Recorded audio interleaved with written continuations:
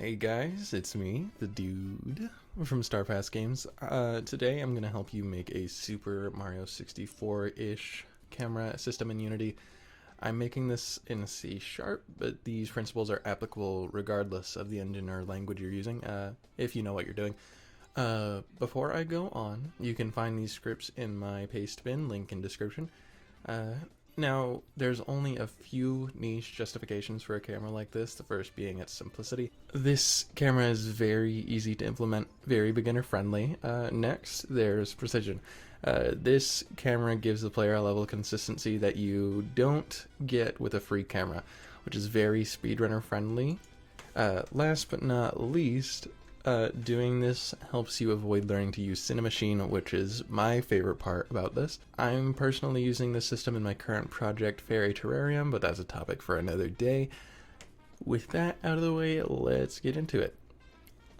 Here's what we're going to start with. A cylinder, not a bean, for the player, with a player controller. See Bracky's tutorial on this, it's great.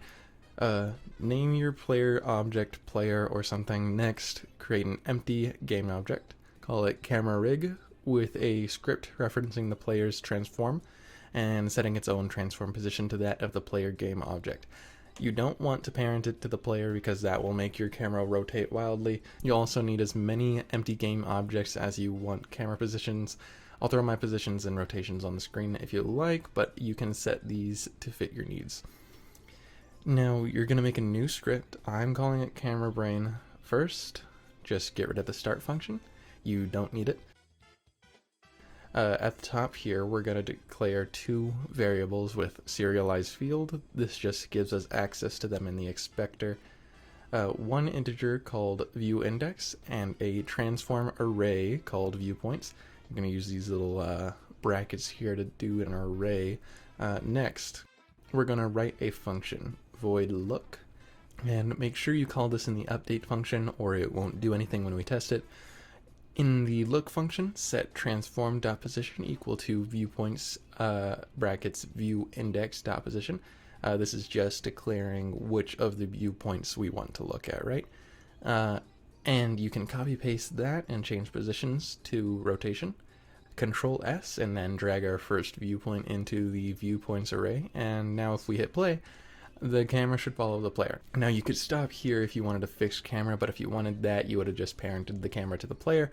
So we're going to go back to the update function and say if input.getButtonDown, what are these quotation marks, look left, viewIndex minus minus. This just subtracts 1 from the current value of the integer viewIndex.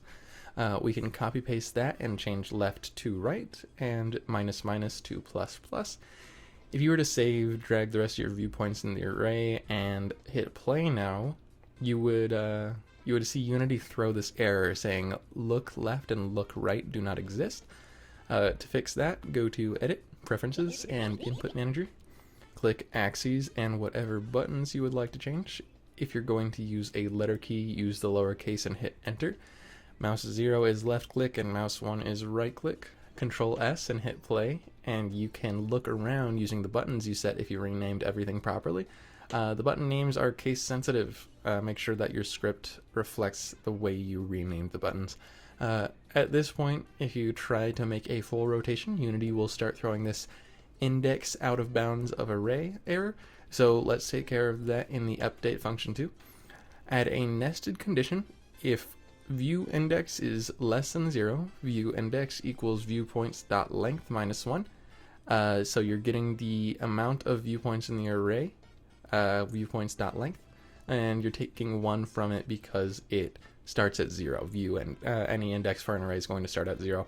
And in look right, if viewIndex is greater than viewpoints.length minus 1, again, because viewpoints.length minus 1 is your actual max value for the viewpoints array, and viewIndex equals 0.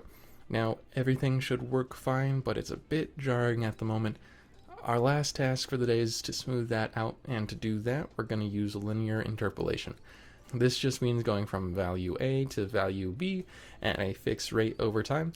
Back in the look function we made at the start, delete the viewpoints view index at the end here and replace it with vector3.lerp. This is the linear interpolation here, LERP, lerp, linear interpolation, parentheses transform.position, so we're starting at our current position, comma, viewpoints view index.position, our target position, comma, at a rate of 0.05f, the f just being there so that Unity knows we're using a float value, then semicolon, and done. Copy paste, change vector3 to quaternion because rotations contain 4 values, whereas vector3s take 3, and change the positions to rotations. Control S, and we should be golden. This is very, very basic. In another video, if you guys care to see that, I will explain like getting the up and down rotation that you get from the Super Mario 64 camera, as well as the attempt to at least look for collisions where the camera might clip out of the world view, like you're getting in between walls and stuff.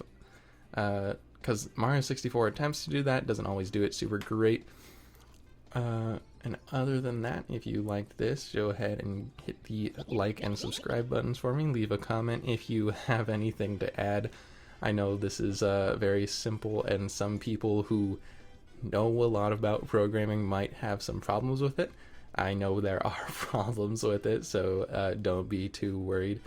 And other than that, have a great day.